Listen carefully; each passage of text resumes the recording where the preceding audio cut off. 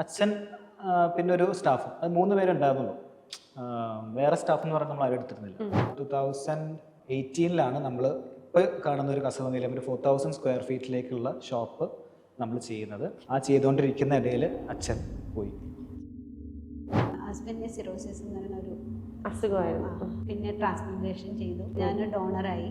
കാരണം ഇപ്പോൾ 6 മാസത്തേക്കൊന്നും പുറത്തേക്ക് ഇറങ്ങാൻ പറ്റില്ല എന്നുള്ള കണ്ടീഷനായി. അപ്പോൾ ആണ് ഞാൻ ബിസിനസ്സിലോട്ട് ഇറങ്ങുന്നത്. കുട്ടികളൊക്കെ വളർന്ന് അങ്ങനെ വലുതായി വരുമ്പോൾ ഇങ്ങനെ നടന്നാൽ പോരാ എന്നുള്ള ഒരു ഇത് വന്നു.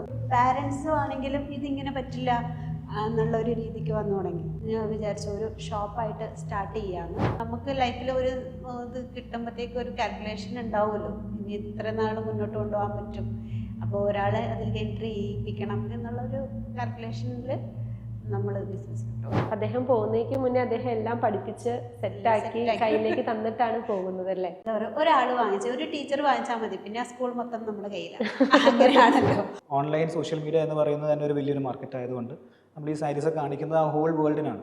നമുക്കൊരു 30 to 40% ഇൻക്രീസും ആ ബിസിനസ് നമുക്ക് ചെയ്യാൻ പറ്റിയിട്ടുണ്ട്. 40% ഹൈക്ക് കൊണ്ടുവരാൻ പറ്റിയിട്ടുണ്ട് ഓൺലൈനിലേക്ക് മാറിയപ്പോൾ. ഇപ്പോൾ ഈ ജനറേഷൻ മാറി വന്ന സ്ഥിതിക്ക് നമുക്ക് ഈ നെയ്ത്തുകാരൊക്കെ കുറഞ്ഞുകൊണ്ടിരിക്കുകയാണ്. നെയ്ത്തുകാർക്ക് പെണ്ണ് കൊടുക്കില്ല. അങ്ങനെ നെയ്ത്തില്ലെങ്കിൽ എവിടുന്ന ഫാഷൻ മാനുവലി ചെയ്യാനുള്ള ആൾക്കാരെ ആണ് മീൻസ് കുറഞ്ഞുകൊണ്ടിരിക്കുകയാണ്. വേറെ ചെയ്യാനായിട്ട് ഇഷ്ടംപോലെ ആൾക്കാർക്ക് അത് ഇഷ്ടമാണ്.